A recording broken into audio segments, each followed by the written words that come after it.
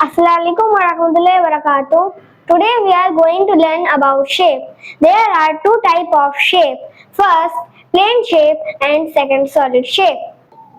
Plane shapes have only length and width, so they are also called 2D shapes.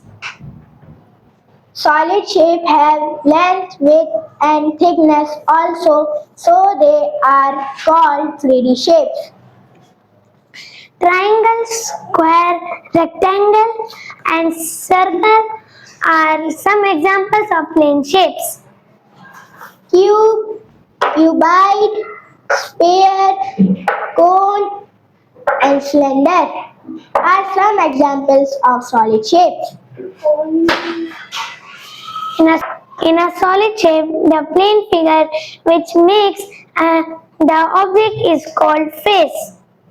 Two faces meet to form an edge. Two edges meet to form an corner or vertex. Plane shape have only sides and corners. All objects around us have some shape.